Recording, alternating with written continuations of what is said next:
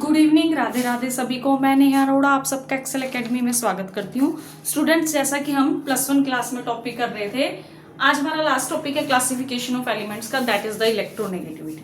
ठीक है, last time हमने क्या था, इलेक्ट्रॉन एफिनिटी। इलेक्ट्रोनेगेटिविटी का मतलब क्या है स्टूडेंट्स, कि tendency to attract the electron shared pair electron in a covalent bond. ठीक है, हमने इसकी डेफिनेशन क्या कही, electronegativity is the tendency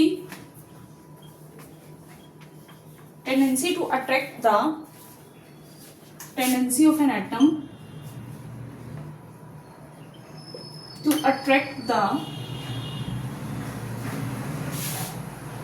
shared paired electron of an atom, या आप कह सकते हो shared paired electron of an covalent bond, shared paired electron in an covalent bond।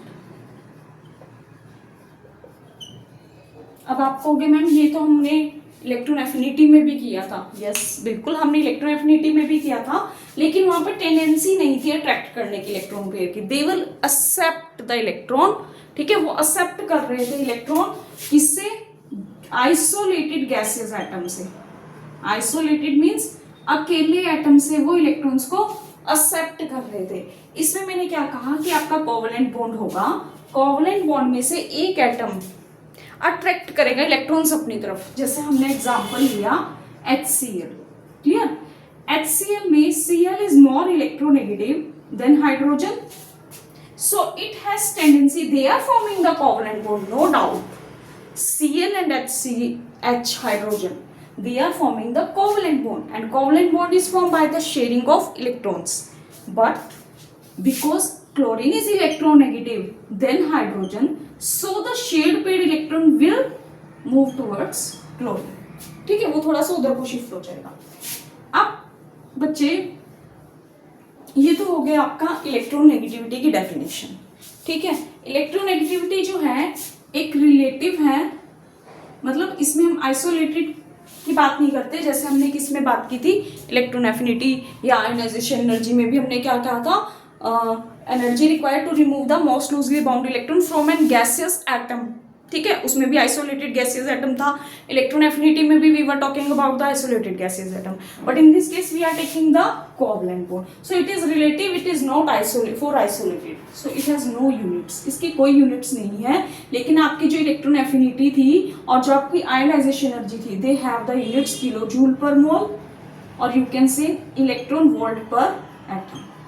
Clear, now we are taking the difference of electronegativity, so it will be clear to in your mind and no confusion will be there। Difference between electronegativity and electron affinity।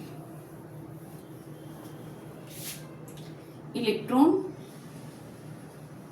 affinity and electron negativity। ठीक है, electron affinity, A means affinity and N means electron negativity। To accept the electron, ये accept करता है electron. इसमें क्या लिखोगे आप, it will attract the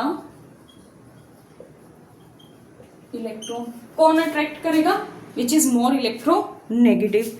ठीक है, सेकेंड, ये किसके लिए था आपका, आइसोलेटेड एटम के लिए था। ये हो इलेक्ट्रॉन एफिनिटी हो, चाहे आपकी आयोनाइजेशन एनर्जी हो, दोनों आपके किसके लिए था, आइसोलेटेड एटम के लिए था। लेकिन इसमें हमने क्या किया था, इसमें हमने कोवलेंट बॉन्ड लिया था, मीन्स शेयर्ड पेयर इलेक्ट्रॉन्स। ठीक है, थर्ड, इसकी यूनिट्स आपको पता है, इसकी यूनिट्स क्या थी, इलेक्ट्रॉन वोल्ट पर एटम, या फिर आपकी थी kilo joule per mole, or you can say this is absolute or this is relative, no units। Yes students, so this is the difference between the electron affinity and the electron negativity। Now we will talk about the factors affecting the factors on which electronegativity depend, factors on which electronegativity depend. Same factor सबसे पहले हम क्या लेते हैं, size. ठीक है, यही factor हमने सबसे पहले किस में लिया था, आयनाइजेशन एनर्जी में भी लिया था ये वाला फैक्टर हमने, और सेकंड किस में लिया था, इलेक्ट्रॉन एफिनिटी में भी लिया था। सेम ही हमने किस में लिया, इलेक्ट्रॉन नेगेटिविटी में, साइज ऑफ एटम। ठीक है स्टूडेंट्स, अब एक ये न्यूक्लियस है आपका, इसके ऊपर पॉजिटिव चार्ज है प्रोटॉन का, ये बाहर इसका इलेक्ट्रॉन है, एक इतना बड़ा क्लाउड है, इसके ऊपर पॉजिटिव चार्ज है, ये इलेक्ट्रॉन है। उस दिन मैंने आपको बताया था जितना बड़ा साइज होगा उतना ही इलेक्ट्रॉन को अट्रैक्ट करना उस पॉजिटिव चार्ज के लिए मुश्किल हो जाएगा। क्यों मुश्किल हो जाएगा, इतना बड़ा घर है उसका, वो कभी इधर बैठा है, कभी इधर बैठा, कभी इधर बैठा, कभी इधर बैठा, उसको तो बहुत ज्यादा स्पेस है घूमने के लिए, तो वो इलेक्ट्रॉन की तरफ इतनी अट्रैक्शन नहीं दिखाएगा। इसका साइज छोटा है, ये इजिली इलेक्ट्रॉन को क्या करेगा, अट्रैक्ट करेगा। इसका मतलब साइज ऑफ एटम क्या हो गया, डायरेक्टली और inversely, yes inversely proportional of electron negativity. I think it's clear to you. Second point is, it was the size of the atom. Second we will take the nuclear charge.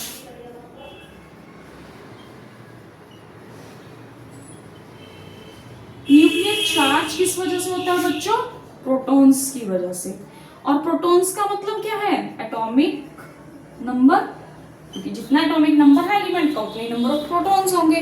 ठीक है, तो जितना ज्यादा charge, इस nucleus के पास 5 charge है, इसके पास ये इलेक्ट्रॉन आया, इस न्यूक्लियस के पास बहुत ज्यादा चार्ज है, अप्रोक्सीमेट डबल ऑफ इट, इसके पास भी इलेक्ट्रॉन आया, हु विल अट्रैक्ट, जिसके पास ज्यादा पॉजिटिव है वो क्या करेगा, इलेक्ट्रॉन को अपनी तरफ खींचेगा, क्योंकि पॉजिटिव और नेगेटिव एक दूसरे को अट्रैक्ट करते हैं। ठीक है, तो ये ज्यादा इलेक्ट्रोनेगेटिव, मतलब ये ज्यादा इलेक्ट्रोनेगेटिव एलिमेंट को, या यू कैन से ये ज्यादा अट्रैक्ट करेगा इलेक्ट्रॉन को अपनी तरफ due to the large nuclear charge. तो हम क्या कहेंगे कि अगर न्यूक्लियर चार्ज बड़ा है तो इलेक्ट्रोनेगेटिविटी के क्या हो गया, वो डायरेक्टली प्रोपोर्शनल। इसका मतलब nuclear charge is directly proportional to electronegativity. जितना ज्यादा न्यूक्लियर चार्ज उतनी ज्यादा electronegativity. Now next one is charge on cation. Charge on cation,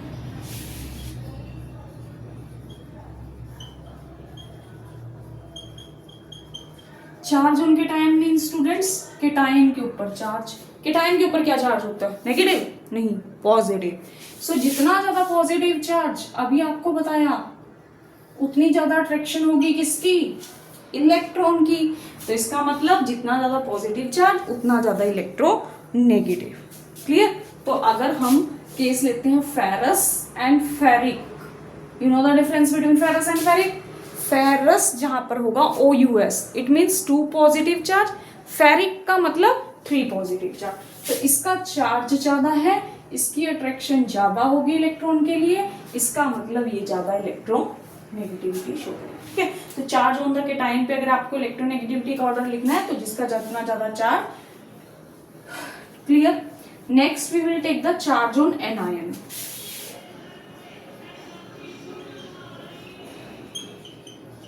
charge on anion. अब एनायन का मतलब क्या, केटायन का मतलब क्या था, पॉजिटिव, एनायन का मतलब नेगेटिव। तो जितना ज्यादा नेगेटिव चार्ज होगा स्टूडेंट्स, उसका अपोजिट हो जाएगा ना। देखो इसके एक इलेक्ट्रॉन पे है 3 नेगेटिव चार्ज, एक इलेक्ट्रॉन के पास है 4 नेगेटिव चार्ज।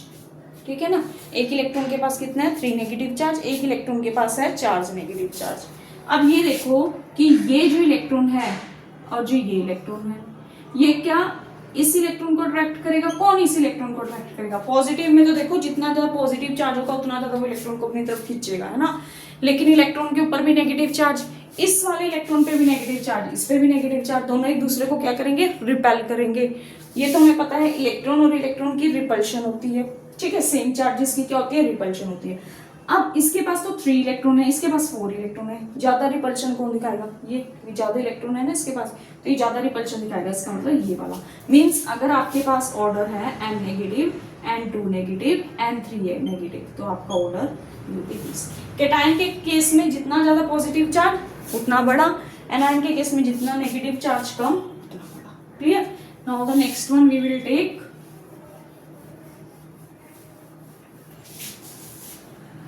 नेक्स्ट वन है स्टूडेंट्स आपका हाइब्रिडाइजेशन। सुना है ना हाइब्रिडाइजेशन? तो हाइब्रिडाइजेशन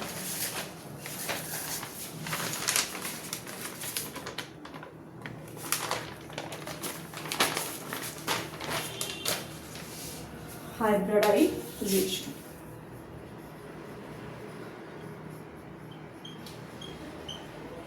लास्ट वाले में अगर आपको लिखना है तो you can write electronegativity is directly proportional to size of cation and electronegativity is inversely proportional to size of anion.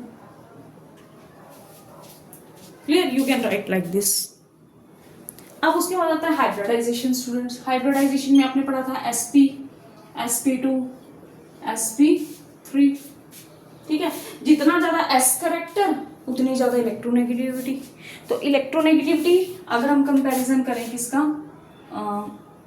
sp2 sp3 कह रही हूँ ना मैं आपको, जितना ज्यादा मैंने अभी आपको क्या बताया, नेगेटिव जितना ज्यादा s करेक्टर उतनी ज्यादा इलेक्ट्रोनेगेटिविटी। तो स्टूडेंट्स इसमें कितने हैं, 2 हैं, तो 50-50% हो गया दोनों का। इसमें कितने हो गए टोटल 2 + 1 3, तो 33.3 हो गया। इसमें कितने हो गए 1 + 3 4, तो 25% हो गया। तो s करेक्टर सबसे ज्यादा किसमें है, sp में, तो इसकी इलेक्ट्रोनेगेटिविटी सबसे ज्यादा। तो s करेक्टर परसेंटेज कह सकते हो, percentage of s character is directly proportional to electronegativity. Clear? क्या क्या किया हमने, जरा रिपीट करें। सबसे पहले हमने कहा साइज क्या था, इनवर्सली प्रोपोर्शनल था। न्यूक्लियर चार्ज डायरेक्टली प्रोपोर्शनल था। कैटायन का साइज डायरेक्टली प्रोपोर्शनल था। एनायन का साइज इनवर्सली प्रोपोर्शनल था। हाइब्रिडाइजेशन जितना ज्यादा एस करेक्टर उतनी ज्यादा इलेक्ट्रोनेगेटिविटी। अब थोड़ा सा ट्रेंड देख लेते हैं, variation along the group and period. सबसे पहले पीरियड ले लेते हैं स्टूडेंट्स। पीरियड का मतलब वही left to right we are moving. ठीक है, लेफ्ट टू राइट जब हम जाते हैं, आप सबको पता होगा, अब तक तो रट गया होगा, beryllium, boron, carbon, nitrogen, oxygen, fluorine and neon. Left to right we are moving, which will increase? Atomic number is increasing? Yes, atomic number is increasing. When atomic number is increasing, protons are increasing. Yes, ma'am, protons are increasing. When protons are increasing, which nuclear charge is increasing? ठीक है, जब nuclear charge increase हो रहा है, अभी तो किया था, जितना ज्यादा न्यूक्लियर चार्ज उतनी ही इलेक्ट्रॉन की अट्रैक्शन। तो इलेक्ट्रोनेगेटिविटी के क्या हो जाएगा, मतलब इलेक्ट्रोनेगेटिविटी इस साइड क्या हो जाएगी, इंक्रीज। क्लियर हो गया? Now will take the next one, that is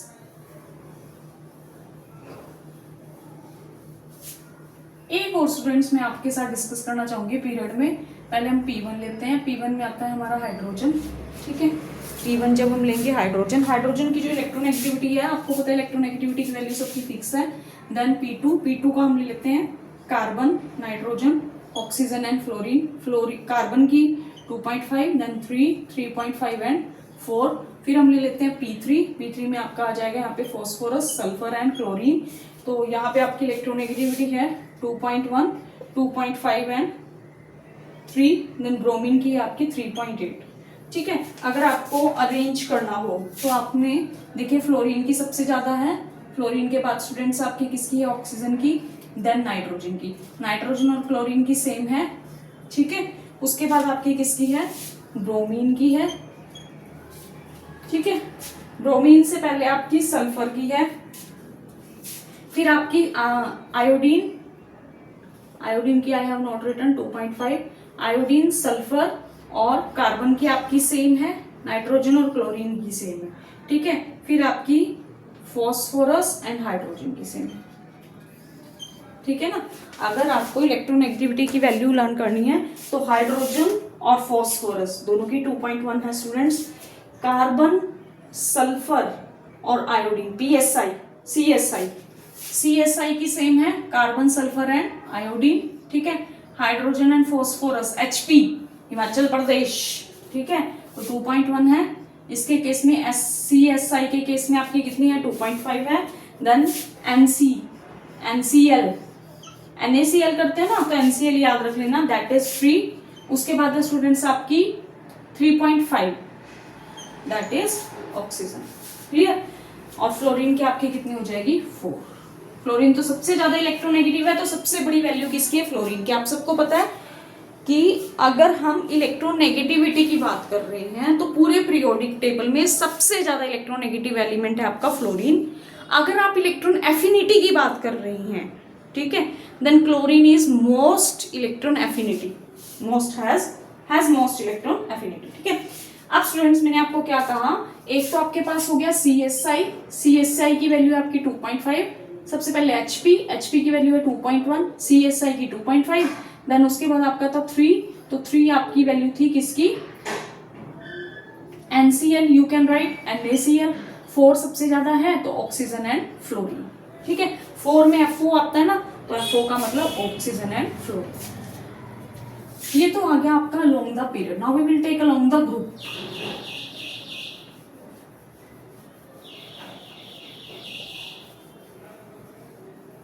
along the, या down the group we can say, down the group। Down the group जाएंगे बच्चा, क्या इंक्रीज हो रहा है, atomic number is increasing. When atomic number is increasing what will happen, number of shells will increase, number of shells are increasing, number of shells are increasing, distance from the nucleus increasing, distance from the nucleus of last shell electron of last shell increasing, it means size is increasing. When size is increasing, it means electronegativity is decreasing. Clear? I think it's clear to you. तो ये था आपका electronegativity का topic. अब हम इसके बाद इसकी स्केल के बारे में बात कर लेते हैं। इलेक्ट्रोनेगेटिविटी की स्केल्स थी स्टूडेंट्स, कुछ स्केल्स। एक थी आपकी सबसे पहले आई थी मुलिकन स्केल, ठीक है। उससे पहले पॉलिंग स्केल आई थी आपकी सबसे पहले, पॉलिंग स्केल। तो जो पॉलिंग स्केल ने फॉर्मूला दिया था इलेक्ट्रोनेगेटिविटी का, वो था स्टूडेंट्स आपका चाहिए माइनस चाई बी माइनस 0.208, या यू कैन से चाहिए minus chi B is equal to 0.208 root electronegativity of A B minus root electronegativity of A and electronegativity of B. Clear? तो मैंने आपको क्या कहा, मैंने आपको कहा कि अगर आपने इलेक्ट्रोनेगेटिविटी की वैल्यू देखनी है किसमें, that was given by the polling scale. Polling scale ने आपकी इलेक्ट्रोनेगेटिविटी की वैल्यू क्या दी थी, चाहिए माइनस चाहिए क्या है आपका electronegativity of A, this is the electronegativity of B, this is the bond length of A B, bond length of A, bond length of B. Clear? Now we'll take the next one that was given by the Mulliken scale. Mulliken ने क्या कहा था students, Mulliken ने एक scale दी थी, उसमें उसने कहा था कि जो आपकी इलेक्ट्रोनेगेटिविटी है that is the average of, उसने कहा था वो एवरेज है किसकी, electron affinity and ionization energy. तो इलेक्ट्रोनेगेटिविटी क्या कहा उसने, that is the average of electron affinity and ionization energy. Clear? अब उसके बाद हमारे पास आता है,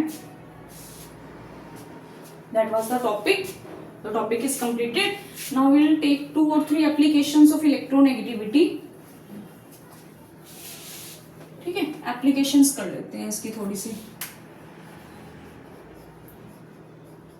एप्लीकेशंस में स्टूडेंट सबसे पहले तो जब भी हम नॉमेनक्लेचर करते हैं ना, नेमिंग करते हैं किसी कंपाउंड की, और उसमें अगर आपका इलेक्ट्रोनेगेटिविटी नेगेटिव कंपाउंड होता है, जैसे आपका HCl है, ठीक है, नॉमेनक्लेचर के केस में जब आप किसी की नेमिंग कर रहे हैं और आपका वहां पे इलेक्ट्रोनेगेटिव कंपाउंड है, तो आप इसका नाम क्या लिखते हो, hydrogen chloride. You are not writing chloride hydrogen chlorine, no, you are writing hydrogen chloride, hydrogen bromide, hydrogen fluoride, you are writing like this. ठीक है। और आप एग्जांपल ले सकते हो जैसे PCl3 का नाम क्या लिखोगे, फॉस्फोरस ट्राइक्लोराइड। तो सबके लास्ट में क्या आ रहा है, आईडी, आपने क्या लगाना है लास्ट में, IDE लगाना है। जहाँ पे इलेक्ट्रोनेगेटिव एलिमेंट होगा उसकी जब आप नेमिंग करोगे you will write in the last IDE। Chloride, bromide, fluoride, trichloride, pentachloride, ठीक है, पेंटाफॉस्फेट, सॉरी फॉस्फेट कह रही हूँ, ठीक है। उसके बाद सेकंड है स्टूडेंट्स आपका कि अगर आपने सेकंड एप्लीकेशन क्या है, ये तो नोमेनक्लेचर के केस में होगा। सेकंड अगर हमने बॉन्ड स्ट्रेंथ के बारे में बताना है, किसके बारे में बताना है स्टूडेंट्स, बॉन्ड स्ट्रेंथ के बारे में।